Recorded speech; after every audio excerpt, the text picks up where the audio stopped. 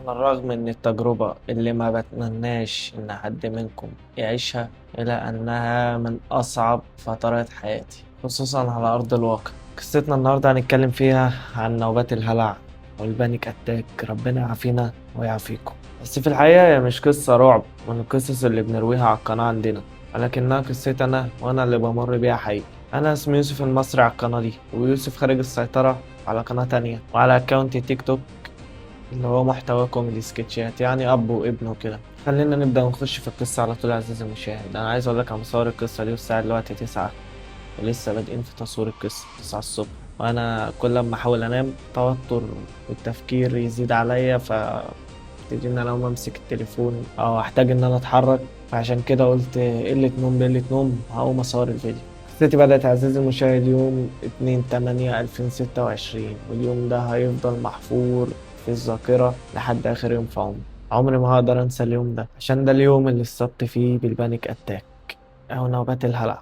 ولكن الموضوع ما توقفش معايا على نوبات الهلع بس، لأ، أنا عندي وسواس النظافة، وسواس الموت، وسواس المرض، والتلاتة مدمريني.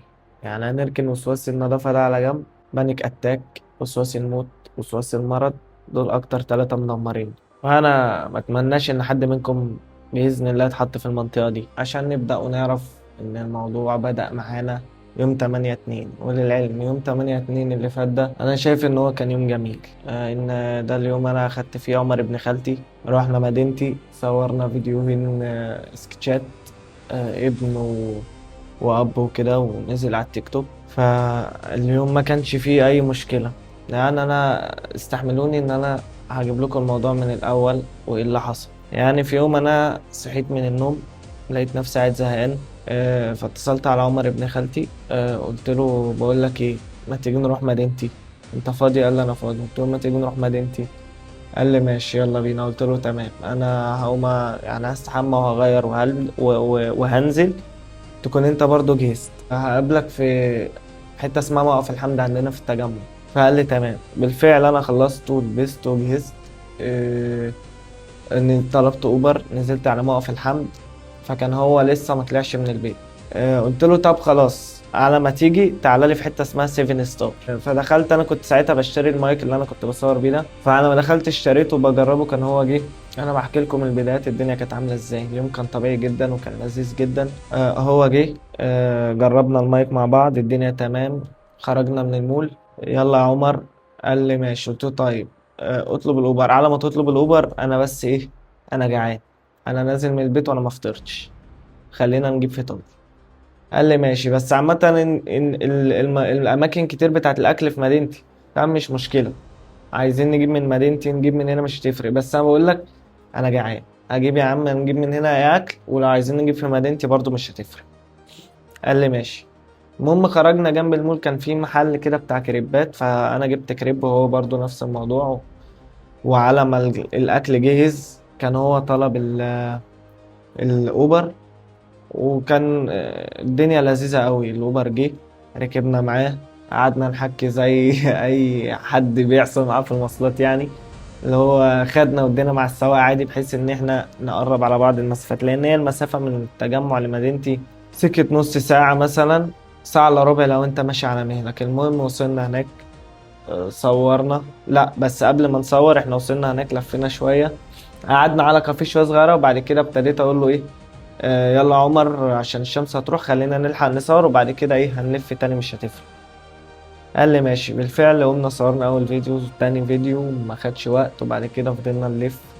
ولقيته بيقول لي ده هنا في مول في مدينتي حلو قوي، هو راحوا قبل كده مع اصحابه. فقلت له ماشي. هو على بعد قد ايه؟ قال لي على بعد 2 كيلو ونص او 3 كيلو. انا بحكي لكم كل حاجه حصلت من البدايه، استحملني وخليك معايا، عشان انا بجد اللي حصل معايا يومها انا ما اعرفش هو حصل ازاي.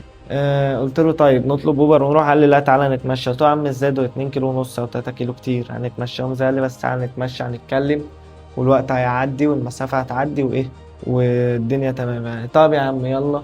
اتمشينا. قعدنا نتمشى بتاع نص ساعة. المهم وصلنا المول برضو، قعدنا نلف جوه برضو جبنا حاجة نشربها ومش عارفين ايه، والدنيا تمام. لفينا على قد ما لفينا، فببص في ساعة عمر الساعة 10 وربع، ولا مش عارف كانت 10 ونص. قلت يلا بينا نمشي، نرجع التجمع. قال لي ماشي. طلبنا الاوبر ومش عارفين ايه برضه. وعلى ما خرجنا من المول والاوبر جه، كانت الساعة 11 الا ربع تقريبا. ركبنا الاوبر بس انا كنت فاصل بقى ساعتها من اللف والتصوير، وهو كمان ركب الاوبر ونام. ف وانا بصراحة ما كانش فيه باور ولا فيه طاقة ان انا اتكلم مع السواق، فركبنا سكتنا لحد ما وصلنا التجمع. هو كان نايم. وصلنا التجمع كانت 11 ونص و5 تقريبا. صحيته: ايه هنروح ولا نعمل ايه؟ قال لي لا انا جعان. قلت له والله انا كمان من اللف اللي لفيناه انا جعان. قال لي طيب ايه؟ قلت له بص، خلينا نروح نجيب اكل وبعد كده نقعد شوية وسهلة. المهم فعلا رحنا نفس المكان، يعني احنا الاوبر نزلنا موقف الحمد في التجمع الخامس. رحنا جبنا اكل من نفس المكان اللي احنا جبنا منه الصبح، كريبات برضو مش عارفين ايه. قعدنا شوية لقيته هو بينام. فقلت له هو بيته من ما بين موقف الحمد وبيته ما فيش مثلا 5 7 دقايق ماشي، انما انا من موقف الحمد لبيتي سكة تلت ساعة نص ساعة ل5 دقايق. قلت له طب يلا قوم انت روح وانا هطلب اوبر وهروح. قمنا فعلا. هو مسك طريق بيته وانا طلبت الاوبر وروحت. جيت هنا الامر كان طبيعي، الدنيا كانت تمام. غيرت.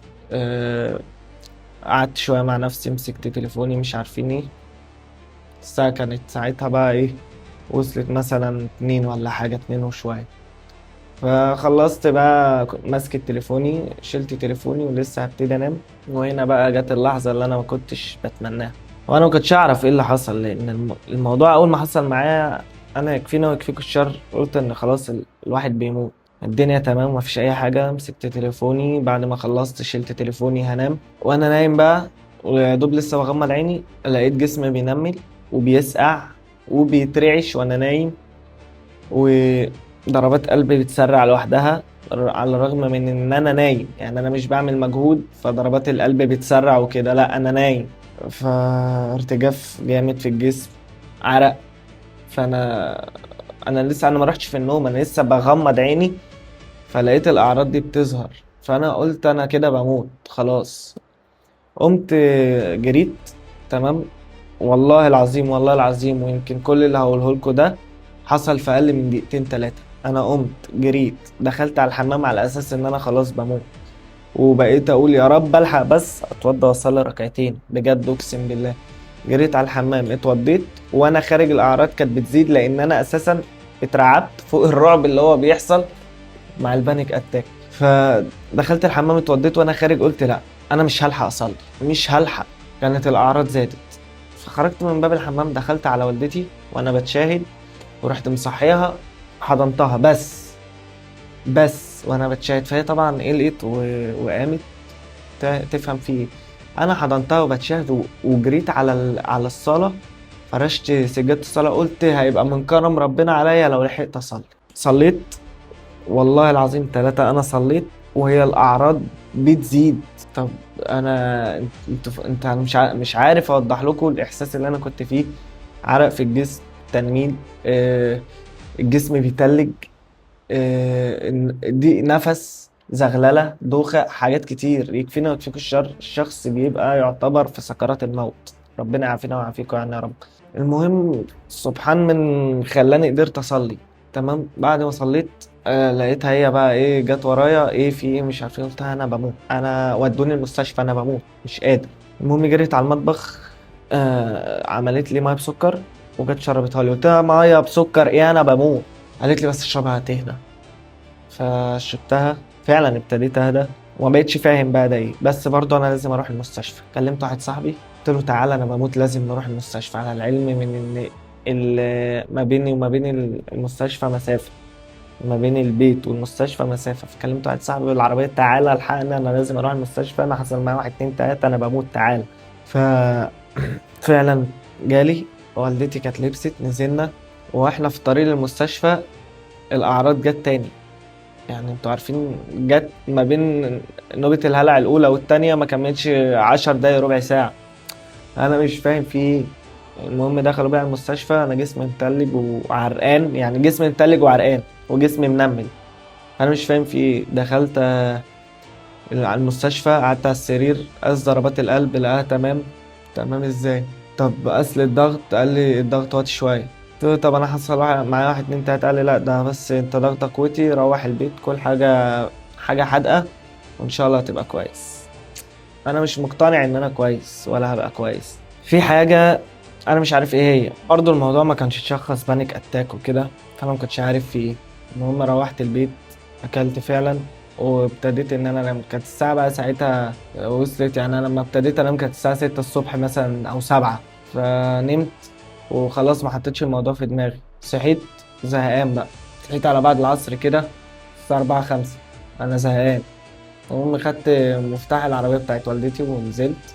انا خدت مفتاح العربيه ونزلت، مفيش ربع ساعه تلت ساعة برضه أنا الموضوع بقى مش في دماغي خلاص، أنا نسيت اللي حصل امبارح. أنا شخص صحيت من النوم زهقان، خدت العربية ونزلت. مفيش ربع ساعة ولا تلت ساعة بعد ما نزلت، في كوبري عندنا في حتة اسمها جاردينيا هايتس 3، كوبري كده جملة ماركت معروف قوي يعني في الحتة دي. هو في كباري كتير بس في الدايرة دي يعني الكوبري ده أنا بعد اللي حصل معايا عليه عمري ما هنساه برضه. أنا طلعت الكوبري ونازل من على الكوبري، فنفس الأعراض جات لي تاني. برضه أنا في دماغي أنا شخص بموت، فلت منها امبارح مش هفلت منها دلوقتي. طبعا الدنيا زحمة بقى وناس ورايا على الكوبري وناس جنب مني وناس قدامي ومش عارفين ايه. بس انا الاعراض جات لي برضو في ساعتها، في دقيقة كانت الاعراض كلها جت. تنميل، رعشة جامدة، اعصابي ثابت، ضيق نفس، زغللة، حاجات كتير، ضربات قلب سريعة. فانا نازل من على الكوبري، الناس اللي ورايا والناس اللي جنبي في العربيات واللي قدامي شايفيني في المرايات شافوا حركة غريبة بتحصل في العربية. فهي حاجة من الاتنين، يا شخص اللي سايق ده شارب يا شخص بيموت، ملهاش تالت. المهم الناس اللي جنبي والناس اللي ورايا لاحظوا حركات غريبة بتحصل بالعربية كده وانا فعلا ما كنتش انا حتى كنتش قادر امسك ما كنتش قادر ادي انتظار حتى. فهعمل ايه؟ خلاص على ما نزلت من على الكوبري كانت الناس اللي جنبي وسعت لي، الناس اللي ورايا هدت، الناس اللي قدامي شايفاني في المرايه راحت فاتحه طريق. رحت انا نازل على جنب الكوبري كده يمين، بالعافيه اقسم بالله بالعافيه على ما قدرت اوقف العربيه. ناس ولاد حلال من اللي شافوا الموقف، يعني شافوا حالتي وانا نازل بالعربيه عامله ازاي، فنزلوا بقى اما لقوني وقفت عايزين يشوفوا في ايه. ففتحوا الباب لقوني انا باخد نفسي بالعافيه، مش قادر اخد نفسي. شافوا شخص بيحتضر، انا مش قادر اخد نفسي. ايه في ايه؟ طب نطلب الاسعاف، طب مش عارفين ايه. انا مش قادر اتكلم وايدي دي بتترعش. بالعافيه مسكت تليفوني اتصلت على والدتي، انا برضو ما اعرفش ده ايه، وقلت انا خلاص كده شكرا. مسكت التليفون ايدي بتترعش، ماسك التليفون بالعافيه بالعافيه على ما طلبت رقم والدتي. شخص من الناس اللي جم فتحوا عليا الباب قلت لهم، اتصلت قلت لهم دي والدتي، اتصلوا عليها وقالوا لها ابنك والعربيه في المكان الفلاني تعالي عشان ايه تاخد الاتنين. انا بقى بالنسبه لي الدنيا الموضوع خلصان خلاص. فطبعا فعلا التليفون رن، فهي ردت. اما ردت وسمعت صوت شخص غريب هي قلقت بقى اكتر، لان انا عمري ما كلمتها ولا من تليفون حد بره ولا ان حد كلمها من تليفون. فمعنى ان حصل كده ان الموضوع ايه، في حاجه يعني. فردت الشخص اللي رد قال لها ابن حضرتك في المكان الفلاني وهو تعبان دلوقتي، وحضرتك يا تيجي تاخديه يا احنا نحاول نجيبه. بس طبعا في ناس تانية من الوقفة كانوا شايفين حالتي قالوا لي لا احنا لازم نطلب الإسعاف، هم شايفين شخص متبهدل. ربنا يا رب ما يحطنا فيها ولا يحطكوا فيها، على الرغم من ان انا لسه ما خلصتش منها، ولكن انا حاولت اتعامل معاها. اعرفكم ازاي يعني في اخر الفيديو. المهم شخص قال لي نطلب الإسعاف، انا مش قادر اتكلم. قالت له طب اديله التليفون، اداني التليفون. قلت له مش قادر امسك التليفون، امسك انت التليفون انا هتكلم. فبقيت اكلمها ايه في، قلت لها انا حصل معايا اللي حصل معايا الصبح وتعبان ومش قادر. قالت لي طب ايه ده وخد نفسك واشرب شويه ميه. ايه ده ما تقلقش ما فيش حاجه ومش عارفين ايه. فواحد ابن حلال راح جايب لي ازازه ميه قال لي خد اشرب. شربت ابتديت اهدى. واحد تاني ابن حلال قام مفكره هبوط بقى، فقال لي خد الشوكولاته دي كلها مسكره هتظبط معاك الدنيا، كتر خيره يعني. فاكلت الشوكولاته وشربت الميه ورجعت ظهر الكرسي بتاع العربية، ابتديت ان انا ارتاح. انا برضو كل ده يعني ايه، بحس احساس ان الشخص ممكن يكون يكفينا الشر بيموت وبرجع كويس. طب ده اسمه ايه؟ وانا عمري ما عدت على المرحلة دي ولا شفت حد بالمرحلة دي، فانا ما اعرفش ده ايه. المهم هديت. قالت لي طب انت هتعرف تسوق ولا هتعمل ايه؟ قلت لها هحاول. قالت لي هتعرف تيجي على البيت؟ قلت لها هحاول. واحد ابن حلال قال لي هتعرف تسوق ولا اخدك انا اسوق اوديك لحد البيت؟ قلت له لا يا عم انا كتر خيرك، ههدى شوية وهاخد بعض واتكل على الله. قعدت بتاع 10 دقايق في العربية، الدنيا تمام، هديت فعلا. ابتديت بقى ان انا واحدة واحدة اخد بعضي ايه واطلع على البيت.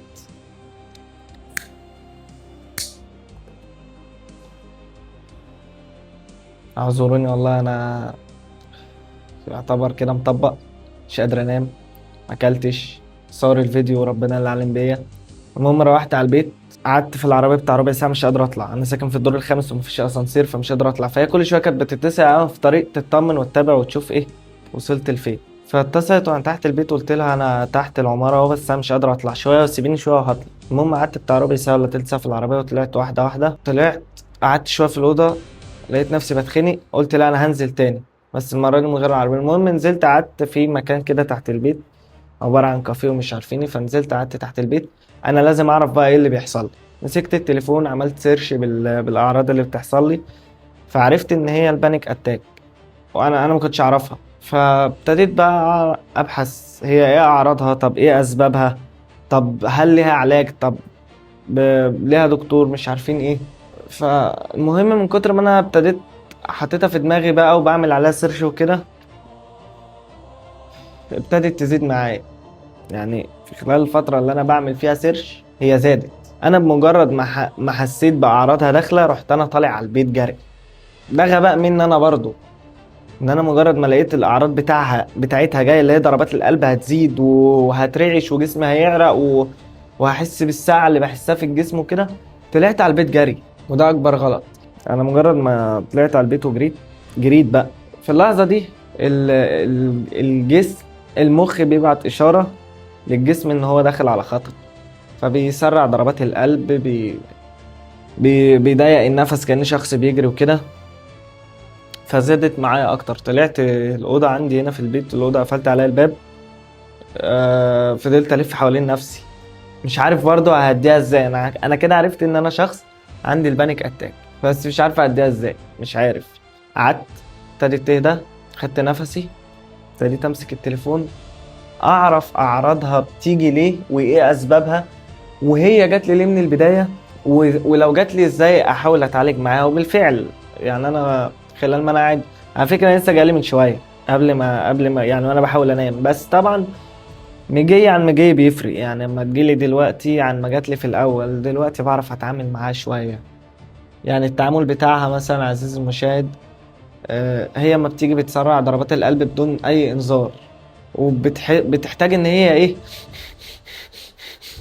فانت لما بتاخد نفسك بسرعة وجامد فانت التوتر عندك بيزيد، ضربات القلب بتزيد، بتلاقي جسمك عرق، جسمك سقع، جسمك نمل، الرؤية منعدمة او ان انت عينك مزغللة، فالموضوع بيبقى صعب. فاسلم حل ليها وهي داخلة، لا لو هي عايزة نفس اللي هي لا ما تعملش كده. انا هحاول الهي نفسي، هلجم نفسي وهلجمها، همسك تليفوني، هاخد النفس. انا مش هقدر اكتم نفسي، قصة ان انا اخد نفس جامد دي صعبة، تمام؟ فلا انا هلجمها. لو هي عايزة نفس سريع، لا انا همسك تليفوني. انا مش هقدر زي ما قلت لك ان انا اكتم نفسي، بس هاخد النفس اللي انا محتاجه في الطبيعي، ان شخص طبيعي قاعد مثلا ما بيعملش اي مجهود فالنفس بتاعه بيبقى طبيعي. مسكت تليفوني، افتكرت ان الفيديوهين اللي صورتهم في مدينتي ما كانوش يتمنتجوا، لان انا اما جيت يومها بالليل ما كنتش قادر، كنت ماسك بس التليفون ايه بتسلى فيه لحد ما انام، على اساس ان انا باذن الله تاني يوم همنتجهم وكده. فافتكرت ان في فيديوهين بقى انا مصورهم في مدينتي، لا تعالى بقى انا هلي نفسي همنتجهم مش عارفين ايه. منتجت الفيديوهين، ابتدت تروح خالص، الدنيا تمام.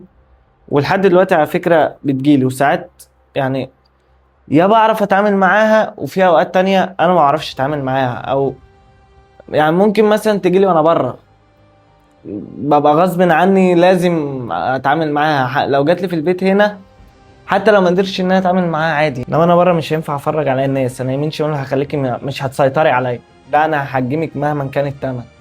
المهم الحمد لله عدت على خير، ساعتها منتجت الفيديوهات، الموضوع عدى. بس ابتديت بقى ايه بتدخلني في دوامه بقى كبيره قوي عزيزي المشاهد، ربنا يا رب ما يحطكوا فيها ويطلعني منها على خير. الدوامه بتاعتها دي بقى ايه، ان هي بتسيب اعراض عضويه على الجسم داخليه وخارجيه. طيب يعني مثلا ابتدت هنا عند الكتف كده، آه ظاهر عندي كده نقط آه زرقاء، كأن دم محبوس تحت التصبغات، يعني الدم محبوس تحت الجلد. وحصل لي ورم بسيط في بطن الرجل. فانا بقى عايز اعرف، فبقى كل شويه اخش امسك التليفون، يسأل شات جي بي تي، واكتب الاعراض. الورم في الرجل، اكتب الاعراض. مش عارف حصل لي، اكتب الاعراض. فده دخلني في موجة تانية خالص، وهي موجة الوسواس، اللي هو انا لو عطست، لا ده بسببها. انا عايز اخش اشوف ايه الموضوع. آه وتبتدي بقى تخليك تفكر ان مثلا انت كده داخل على مرض خطير، يكفينا يكفيك الشر. داخل على العرض اللي ظهر ده عرض مرض خطير، فانت لازم تخش تعمل سيرش. لازم، انا اقسم بالله، ثانية واحدة ثانية واحدة.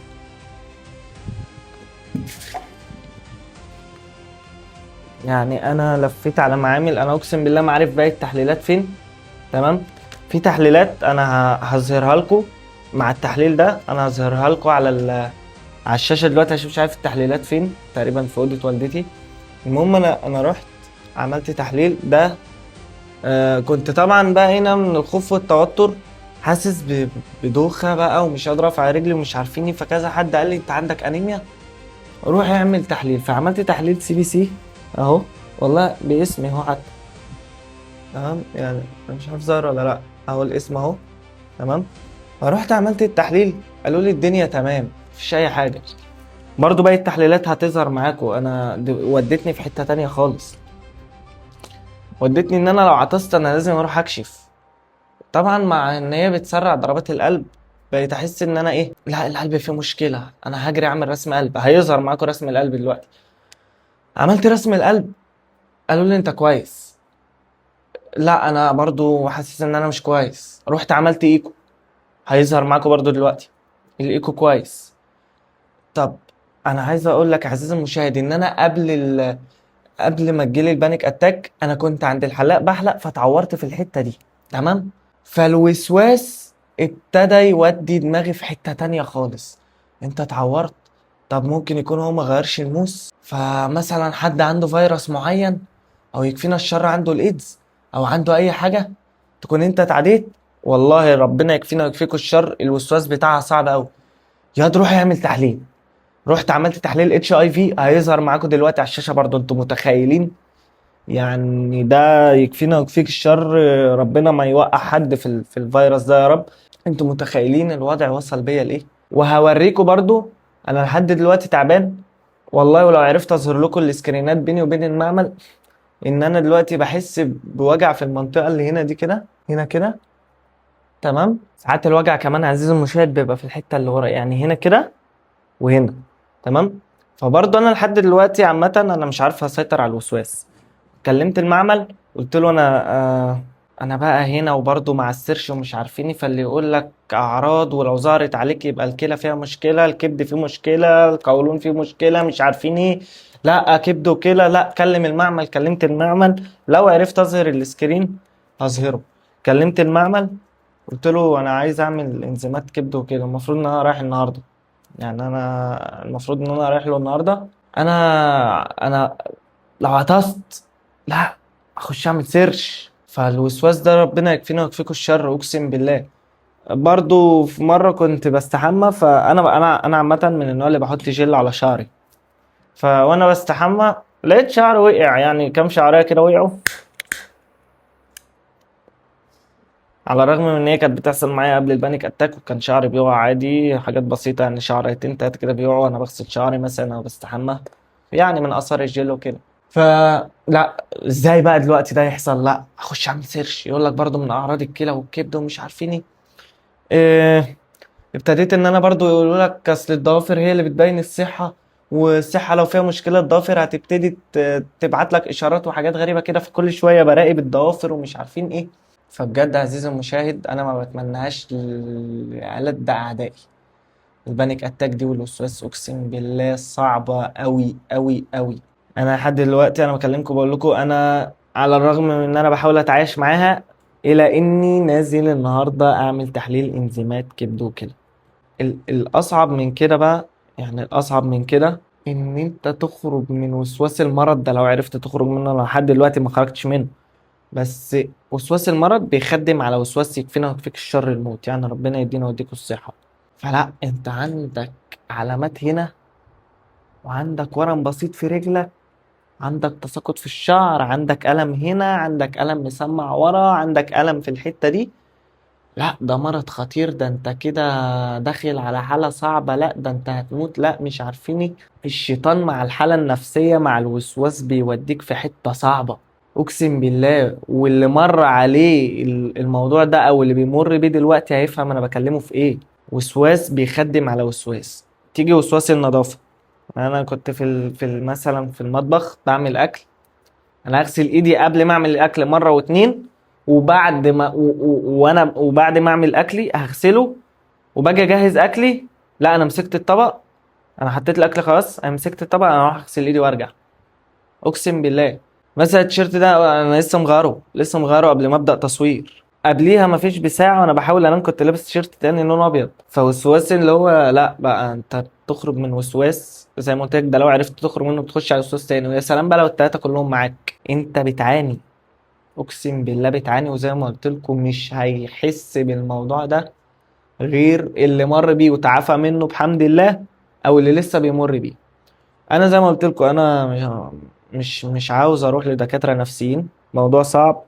تمام. وكذا حد قال لي بقى ان انا حاولت اعرف سببها ايه. انا يومها كنت كويس، يعني انا مش هقول لك يوم انا كنت مضغوط وشغل ومشاكل وزعل ومش عارفين ايه فممكن حصلت، هقول لك وارد. انما انا بقول لك يوم كنت خرجت فيه خروجه لذيذه مع ابن خالتي، اكلنا بره، شربنا بره، رحنا باوبر جينا باوبر. يعني قصدي، مش قصدي عشان محدش يفهم غلط ان مثلا يا عم انت بتتباهى، لا انا قصدي ان اليوم كان لذيذ.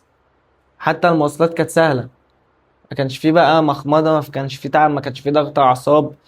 فيديوهات كانت بتصور في اللذيذ، الدنيا تمام. فدي حصلت معايا انا لحد دلوقتي ما اعرفش ايه سببها. كذا دكتور قال لي ممكن يكون سببها ان انت حتى مش ضروري يومها يكون حصل موقف زعلك، يعني مش ضروري الموقف اللي يكون زعلك ده مثلا يكون في يومها، ممكن يكون قبليها بيوم، باسبوع، بشهر، بسنة، ومتخزن في عقلك الباطن. فانت وصلت لمرحلة ان انت حتى لو انت بتعدي جسمك مش قادر يعدي، انت بتعدي جه جسمك في مرحلة قال لك لا خلاص اركن انت بقى على جنب، جسمك ابتدى يصرخ بقى ومخك وعقلك يعني كله. فبجد انا عامة ما كنتش اتوقع ان انا همر بحاجة زي دي.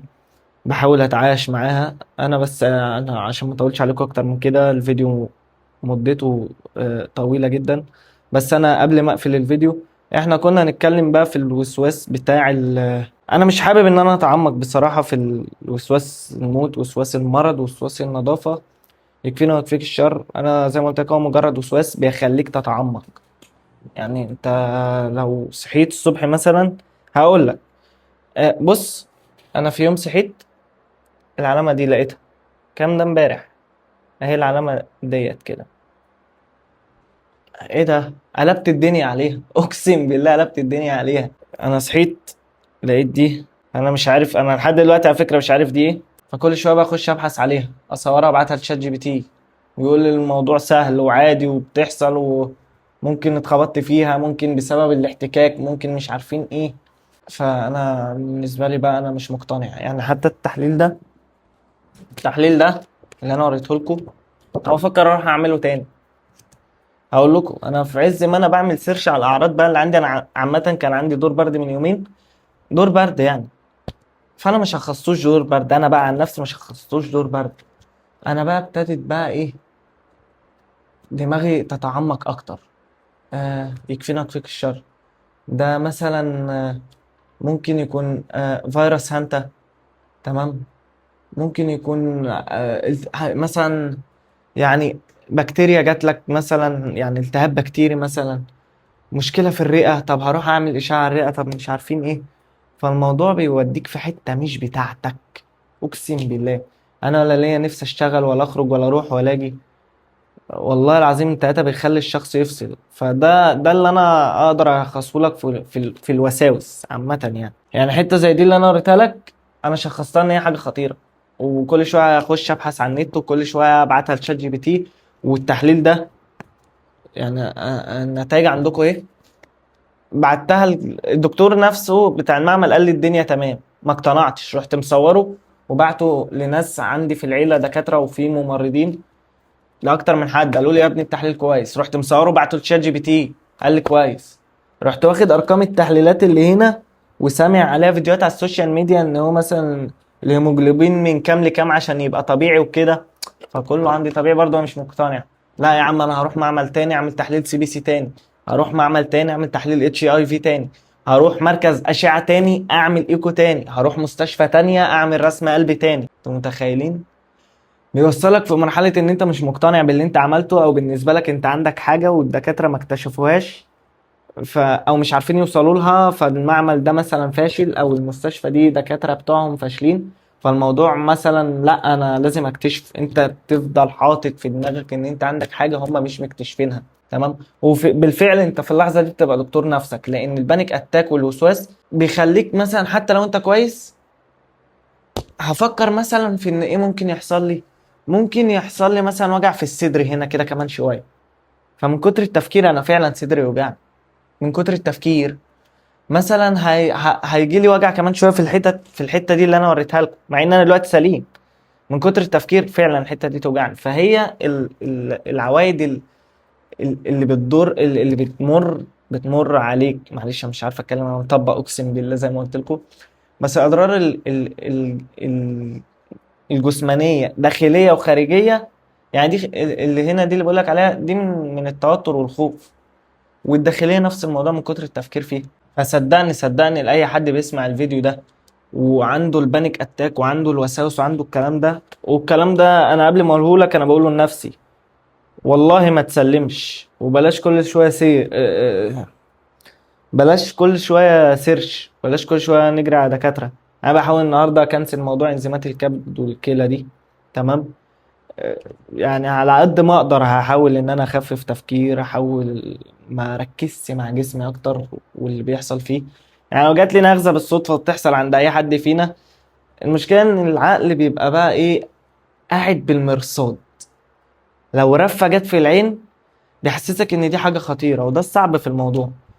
بس عشان ما اطولش عليكم اكتر من كده، صدقني حاول ان انت ما تركزش مع جسمك، ما تركزش مع اي حاجه، سواء داخليه خارجيه. الهي نفسك اقسم بالله وقرب من ربنا، وده اللي انا بعمله الفتره دي، وان شاء الله ربنا يعافينا ويعافيكم. معلش لو طولت عليكم، بس دي حاجه حصلت معايا انا كنت حابب ان انا اطلع اتكلم معاكم فيها. انا محتواي الاساسي عندي قناه تانية اسمها يوسف خارج السيطره، محتوى كوميدي سكتشات. انتوا لو شفتوا الفيديوهات اللي عليها هتقولوا مش ده الشخص اللي قاعد بيتكلم قدامنا دلوقتي، مش ده الشخص اللي بيشتكي من البانيك اتاك والوسواس والحاجات دي. قصة اسمها يوسف خارج السيطرة، قصة أب وابن وكوميديا وحاجات جميلة كده. وبرضو على التيك توك لو رحت كتبت يوسف خارج السيطرة هتشوف الفيديوهات. الدنيا لذيذة يعني، وأنا الفترة دي الحمد لله الدنيا معايا تمام، ولكن دي إرادة ربنا الحمد لله على كل شيء. خلينا نقرب من ربنا، ما نحطش حاجة في دماغنا، وإن شاء الله اللي جاي خير. آسف لو طولت عليكم. والفيديوهات الجاية بقى بتاعتنا إن شاء الله هتكون في المحتوى بتاعنا اللي هي رعب بقى وخيال علمي على قد ما نقدر وكده. وهحاول الفترة الجاية بإذن الله أنزل فيديوهات كتير. أهم من يعني معلش والله العظيم الفيديو ما فيهوش، أنا مش هعمل فيه مونتاج كتير، بس أنا والله من التعب والتوتر اللي أنا فيه أنا بتلجلج كتير في الكلام، فاستحملني. أهم حاجة بس يا رب أكون خفيفة على قلبكم الشوية اللي قضيتهم معاكم دول. ما تنساش لو انت حابب ان انت تشوفني تاني وتتابع القصص بتاعتنا، اشترك في القناة، فعل زر الجرس فضلا وليس امرا. اشترك في القناة وفعل زر الجرس عشان يوصلك اشعار بكل قصة او فيديو جديد هينزل. متنساش اللايك بتاعك عشان الفيديو ده بقى من اكتر الفيديوهات اهمية، اللي فعلا تستاهل اللايك وتستاهل الكومنت الايجابي. لان هي من الفيديوهات اللي تحتاج ان هي فعلا توصل لناس اكتر، عشان في ناس مفكرة ان هي لوحدها اللي بتمر بالظروف دي. زي ما انا كنت برضو بحس ان انا الواحد اللي عندي اعراض البانيك اتاك، وانا الواحد اللي عندي الوساوس، وانا الواحد اللي بعمل سيرش، وانا الواحد اللي تعبان. فصدقني اللايك والكومنت بتاعك هيفرق ان الفيديو ينتشر لناس اكتر، فتشوف الفيديو وتعرف، يعني تعرف ان هي مش لوحدها. بس كده، انا بحبكم، وان شاء الله اشوفكم الفيديو جاي على خير. مع السلامة.